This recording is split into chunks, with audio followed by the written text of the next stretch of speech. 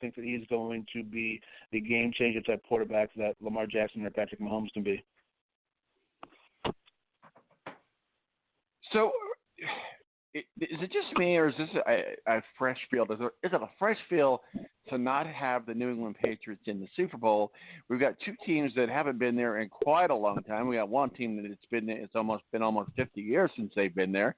Does it feel good to have a fresh look with the Super Bowl, and will that translate to higher ratings for this year's Super Bowl? I think it's nice as a football fan to have a fresh matchup, but I don't know that it translates to higher ratings because I think in anything people like to have a villain.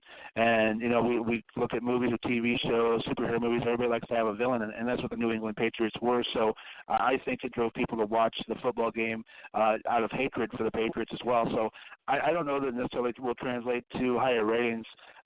It is nice to have a fresh feel, but the Patriots bring that villain type, esque thing to the table. So I think having a villain in the Super Bowl definitely helps. So I don't think this beats higher ratings unless so many people are tuned in to see Patrick Mahomes. But having the villain there, man, every good story needs a villain. So let's talk. We talk about defenses win championships, and let's run a scenario here. It's the fourth quarter and the game's on the line. Whom do you expect to make a play for the 49ers on either side of the ball, or do you think that it won't ever be that close because the Kansas City Chiefs has such a dynamic offense? This has been one of the hardest Super Bowls I think to predict because again you talk about a San Francisco team who likes to just grind the ball and try to keep your offense off the field. We saw them do it numerous times in the playoffs. But Kansas City likes that quick score. It's hard to see it coming down to a defensive stop. The Chiefs' defense is better this year. San Francisco, if it's going to be anything, I think they're going to have to get to Patrick Mahomes, and I think it'll be a Bosa type stop. It'll be somebody from the defensive line that's going to make a big hit on Patrick Mahomes where he fumbles the football. So if there's going to be a defensive stop made, it's going to be a guy like Bosa coming through and making a play like that. We talk a lot about Patrick Mahomes, but he has a very, very important weapon. We talked about him a few minutes ago and earlier on in the show, and I think you say his last name, Kelsey or Kels, or I'm sure I'm saying the name wrong, but how potent is he in the Kansas City offense? I mean, I think he's as important as we saw Zach Ertz be to the Eagles a couple of years ago when they took down the Patriots. He's a guy that Patrick Mahomes has 100% trust in. He knows 99% of the time if he throws Travis Kelce the football that he's going to catch it and make a big play. And having that type of guy who can do anything, whether it be run longer routes, run shorter routes, be the check down guy, I think that's super important for any quarterback's confidence. We saw with Nick Foles with Zach Ertz a couple of years ago. We saw for so many years with Tom Brady and Rob Gronkowski, and I think Travis Kelce is definitely that type of player. So I don't think there's any more important guy other than Patrick Mahomes on that football team than Travis Kelce at this point. Yeah, betting is now legal in the state of Indiana. Sportsbook betting is up and going. If you were to have a little fun with the Super Bowl betting today, what's your advice? Who you go with, and what's your favorite to do with as far as that goes? So let me preface this by saying prop bets are stupid. However, if you take small amounts, a couple bucks here and there, and bet a parlay on prop bets, it can be a very lucrative type deal. Like tonight, let's say, for instance, betting Patrick Mahomes as the Super Bowl MVP, not going to make you a lot of money. But if you got the kahunas to take Jimmy G Super Bowl MVP, a couple dollars could pay you in the hundreds of dollars. Picking the game to go into overtime would pay you off huge today. So the key is, I think, to me, in the Super Bowl, especially one like this when it's so hard I think this game is one of the harder ones to figure out because these teams are so different, is to spread your money out and make some different prop bets. I've got a friend who really got me into sports betting, is a guest on my show all the time, who has hit in cash the last 4 years on picking the first person to score a touchdown, and that pays a ton of money, especially today because there are so many options. So picking the first person to score a touchdown is fun. The key to Super Bowl betting to me, Tom, has always been to have a limit. Don't try to catch up in the second half. So have a limit and make your bets and just sit back and have fun with them. Because Super Bowl, I'll usually take maybe $100 and I'll spread that out over a bunch of prop bets and just have fun with it. Trying to make a huge score on Super Bowl usually is tough. Another interesting one is who's going to score more points, Patrick Mahomes or LeBron James. Those against a football player against a basketball player tend to be fun ones too. So there are a lot of fun ones out there. Don't bet serious money on prop bets. Take a couple bucks. Put a couple together, make a parlay. Those are fun. But Super Bowl is not a place to try to make up winnings for the entire year. Mo from the BS Sports Show joins us. Mo, let's get off topic here. I know you missed our show yesterday as we said goodbye to Kobe Bryant and John Andretti. As you look at the careers of both of those, certainly in their respective sports, and Kobe Bryant, maybe a lot of people could say it was larger than life, but maybe not. But you don't. That's not really something you want to say. But certainly, it makes you realize that things could come to an end too soon. Kobe Bryant, what are your thoughts?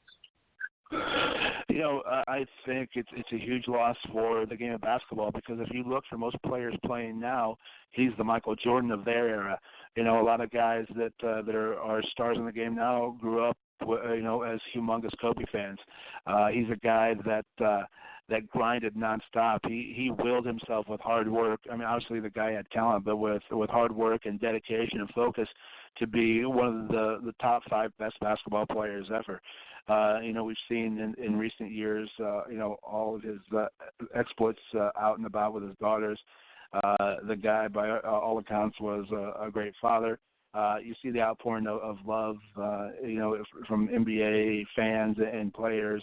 The guys around the NBA has just been amazing. So that tells you what type of guy he was to bring that kind of outpouring. And, when I first put the news out last week, I was like, there's no way this is true, man. I was just retweeting the tweet from Kobe, 8 hours earlier, him congratulating LeBron James and passing him in the all-time scoring list.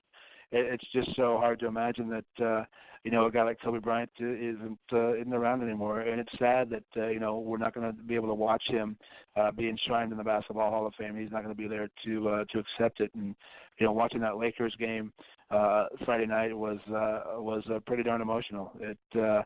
It's a guy who showed you that hard work can overcome almost anything, and I think Kobe will be missed. John Andretti, I'm not as familiar with, but talking with some of my friends in radio in the Indianapolis area, I kept hearing over and over from people that he was one of the nicest guys that they had ever been around, and I think that says a lot about people when that's the first thing that comes to somebody's mind when you ask about a guy how nice and generous he was. I think that speaks volumes. So being somebody who's not as familiar with racing and with John Andretti, to hear people continuously say yesterday that how nice of a guy he was, I think speaks volumes for him. Yeah, and it's a sad story. John Andretti, we knew last summer that the cancer came back, and I've had a chance to talk with him numerous times, and he lives in Brownsburg, and he lived a very modest life. I would say that he was very much an Andretti as far as the competitive spirit in racing, but just so much that he did off the track with Race for Riley, and I would say that he was different than the other Andrettis. In the aspect of stardom. Of course, he did very well in the stock car world as well. So I appreciate your thoughts on that. Super Bowl special. Talk with Mo from the BS Sports Show. Also, we had earlier Kent Sterling from KentSterling.com. My son was on his annual appearance on the show. We had Kracz, the beat writer for the Philadelphia Eagles, and SI.com, talking about how about the Kansas City Chiefs, and Andy Reid, who used to be the head coach for the Philadelphia Eagles, and kind of the storied career between the two of them. And now we're talking about Mo for the BS Sports Show, but the 49ers and Chiefs have plenty in common. They're both built on the image of brilliant offensive minds of Kyle Shanahan and Andy Reid. Their offensive philosophies are really the core of what they're doing, are identical in a lot of ways. They both have speed, and they want to get that fast-paced thing. So does that equate to a high-scoring game? I mean, you want to believe it, especially if you're betting. You want to believe this is going to be a high-scoring game.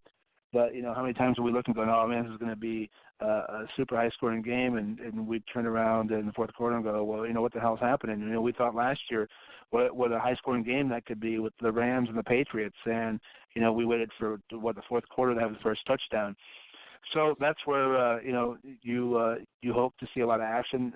I don't think there's been a more exciting Super Bowl recently than the Eagles and Patriots from a couple of years ago, and that's what I'm really hoping for tonight. Back and forth, up and down the field matchup, and I know a lot of people like to see the defense and the high-scoring games, but I'm looking for a high-scoring game tonight. I'm looking for a lot of fun, and I'm hoping that it's going to be that back-and-forth type game that comes down to the last possession like it did just a few years ago. So I'm going to say we're going to have a high-scoring game tonight. I know I'm going to live to regret that probably, but I'm going for a high-scoring game. Well, we want a high-scoring game just because it just makes it interesting. And they say defenses win championships, so we'll see if that's the case. This will be the second Super Bowl between a team that's led the conference in rushing yards, which is the 49ers, and one that led its conference in passing yards, which is the Chiefs.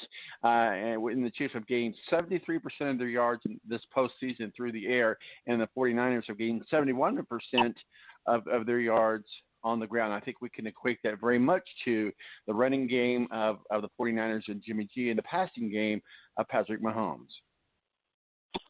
Yeah, I mean, if you're the 49ers, the last thing you want to do is get down early to the Chiefs because when you like you said, when you rely on 71% of your yards coming from the rushing game and you get behind a couple scores pretty quick, that's going to be, pretty tough, and you're going to have to put the game in the arms of Jimmy Garoppolo. So I think those two stats you said are very important. You've got to be the 49ers. You've got to be mindful of not getting behind too far too quick because catching up for the 49ers, if they get behind the Chiefs, it is going to be very tough for them. And the Chiefs don't let the foot off the gas. We know that was a huge mistake a couple of years ago for Kyle Shanahan.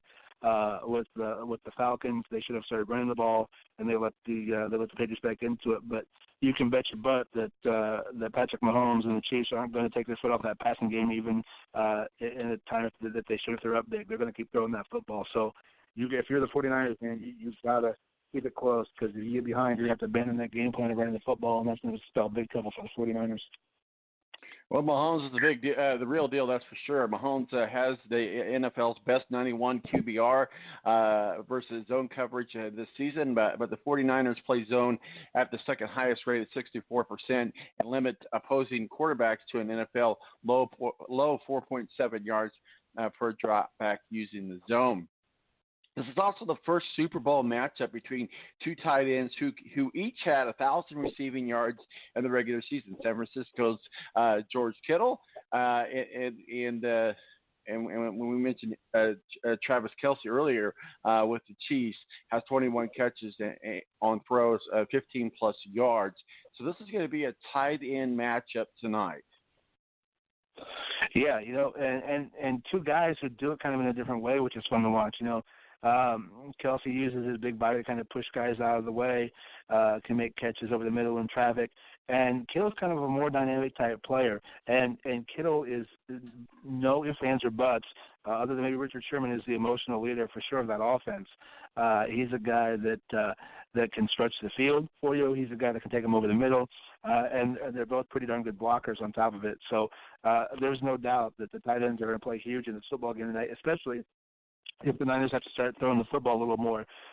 George Kittle is by far the favorite receiver of Jimmy Garoppolo. So if it comes down to where the 49ers get behind and they got to start passing the football, George Kittle is going to be a humongous part of that game plan at that point. So yeah, the tight ends tonight, it's going to be a huge matchup, and it's going to be fun to watch. We've been talking with Mo from the BS Sports Show on our Super Bowl special. Today we had Ken Sterling, KenSterling.com, Ed Kracz, beat writer for the Philadelphia Eagles, our official NFL contributor. My son Zach calling in from North Carolina, and now Mo from the BS Sports Show. Mo, the time has come for us to hear your official pick for Super Bowl 54. I'm going to take the Chiefs 34-31. I'm going to go right along with you on the Chiefs, though. I think it's going to be a 24-21 type game, but I am going for the Chiefs for a lot of